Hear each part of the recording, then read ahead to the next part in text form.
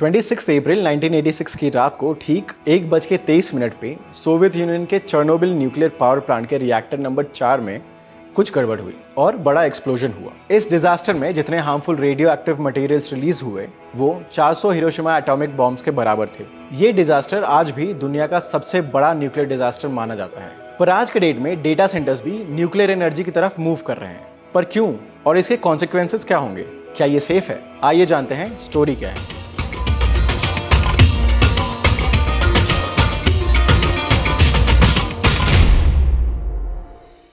जैसे कि आप सब जानते हैं, डेटा सेंटर्स हमारे डिजिटल इंफ्रास्ट्रक्चर के बैकबोन हैं। लेकिन क्या आप ये जानते हैं कि ये डेटा सेंटर्स कितनी एनर्जी कंज्यूम करते हैं? जवाब है बहुत ज़्यादा। और यही नहीं, इस एनर्जी की डिमांड दिन ब दिन बढ़ती जा रही है। फॉर इंस्टेंस 2022 में डेटा सेंटर्स ने ग्लोबली 460 टेरावाट आवर्स की इलेक्ट्रिसिटी कंज्यूम की और ये सिर्फ शुरुआत है। एस्टिमेट के हिसाब से 2030 तक ये नंबर बढ़कर 848 टेरावाट आवर्स हो जाएगा। ये बहुत बड़ा नंबर है। इसे समझने के लिए थोड़ा पर्सपेक्टिव देते हैं। इंडिया, जो कि एक बहुत बड़ा देश है, उसने 2021 में total 1443 terawatt hours electricity consume किया। और आयरलैंड, जो कि एक छोटा देश है, उसने 2022 में सिर्फ 34.5 टेरावाट आवर्स इलेक्ट्रिसिटी जनरेट किया। अगर इसे 460 टेरावाट आवर्स से कंपेयर करें तो ये बहुत कंसर्निंग दिखता है। और इस एनर्जी क्राइसिस को सॉल्व करने के लिए डेटा सेंटर ऑपरेटर्स अब न्यूक्लियर एनर्जी का रुख कर रहे हैं। हाँ, आपने सही सुना, nuclear energy, specially small modular reactors SMRs, जो कि ट्रेडिशनल न्यूक्लियर एनर्जी से काफ़ी सेफ है। पर SMRs है क्या? ये छोटे और मॉड्यूलर न्यूक्लियर रिएक्टर्स हैं जो कि फैक्ट्री में असेंबल किए जाते हैं। इनकी पावर कैपेसिटी 300 मेगावाट से कम होती है, जो कि ट्रेडिशनल रिएक्टर्स से काफ़ी कम है। SMRs के कई एडवांटेजेस हैं। पहला, इनकी कंस्ट्रक्शन कॉस्ट कम होती है क्योंकि ये फैक्ट्री में बनते हैं। दूसरा बेनिफिट ये है कि इन्हें ट्रेडिशनल लार्ज न्यूक्लियर प्लांट से ज़्यादा लोकेशंस पर प्लेस किया जा सकता है। SMR से power nuclear plant grid constraints के इशू को ओवरकम कर सकते हैं क्योंकि इन्हें एनर्जी के कंज्यूमर्स के पास और डेटा सेंटर्स के ऑन साइट भी इंस्टॉल किया जा सकता है। डेटा सेंटर ऑपरेटर्स के लिए की बेनिफिट ये भी है कि SMRs reliable carbon free electricity generate करेंगे। न्यूक्लियर एक क्लीन एनर्जी सोर्स है जो विंड एनर्जी और सोलर पावर जैसे रिन्यूएबल एनर्जी के यूज को भी ऑगमेंट कर सकते हैं ताकि डेटा सेंटर्स ज़्यादा सस्टेनेबल बन सकें। पर क्या चेर्नोबिल और फुकुशिमा जैसे न्यूक्लियर एक्सीडेंट्स दोबारा हो सकते हैं? तो इसका जवाब है नहीं, क्योंकि SMRs को बहुत ही केयरफुली डिज़ाइन किया गया है और इन्हें री इंजीनियर करके बहुत ही सेफर बनाया गया है। इनके स्मॉलर साइज, सिंपलर डिज़ाइन और इनहेरेंट सेफ्टी कैरेक्टरिस्टिक की वजह से ये बहुत कम रिस्क पोज करते हैं। ट्रेडिशनल लार्ज न्यूक्लियर रिएक्टर्स के उलट SMRs को शट डाउन करने के लिए ह्यूमन इंटरवेंशन या एक्सटर्नल फोर्स की जरूरत नहीं होती।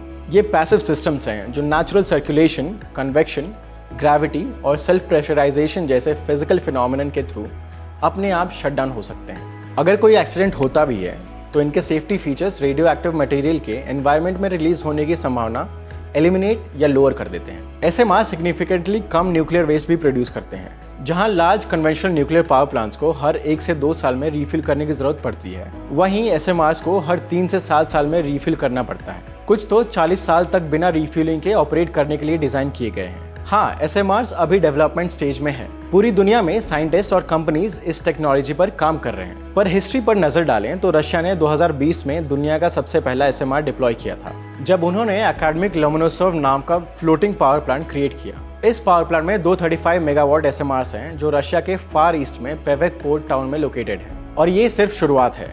इंटरनेशनल एटॉमिक एनर्जी एजेंसी के अकॉर्डिंग पूरी दुनिया में अराउंड 80 कमर्शियल SMRs डिजाइन और डेवलप हो रहे हैं। Argentina, Canada, China, south Korea और US में भी SMRs या तो लाइसेंसिंग स्टेज में है या फिर कंस्ट्रक्शन स्टेज में है। अब आते हैं टेक जायंट्स पे। माइक्रोसॉफ्ट और Amazon जैसे बड़े प्लेयर्स भी SMRs न्यूक्लियर टेक्नोलॉजी और न्यूक्लियर पावर परचेज एग्रीमेंट्स में बहुत इंटरेस्टेड हैं क्योंकि इनके डेटा सेंटर्स की भी एनर्जी नीड्स दिन पर दिन बढ़ रही है। माइक्रोसॉफ्ट कनाडा में अपने ऑपरेशंस के लिए हीलियन और ओंटारियो पावर जनरेशन जैसे कंपनीज के साथ न्यूक्लियर पावर डील्स एक्सप्लोर कर रहा है। उन्होंने इस मैटर को सीरियसली लेते हुए director of nuclear development acceleration और डायरेक्टर ऑफ न्यूक्लियर टेक्नोलॉजीज जैसे रोल्स भी क्रिएट किए हैं। दूसरी तरफ Amazon ने पेंसिल्वेनिया में एक 960 मेगावाट का डेटा सेंटर कैंपस एक्वायर किया है जो पास के न्यूक्लियर पावर प्लांट से फ्यूल होगा। ये अभी डायरेक्टली SMRs का यूज नहीं कर रहे हैं, लेकिन ये जरूर डेमोन्स्ट्रेट करता है कि डेटा सेंटर्स को पावर करने के लिए हाइपरस्केलर्स न्यूक्लियर एनर्जी की तरफ अट्रैक्ट हो रहे हैं।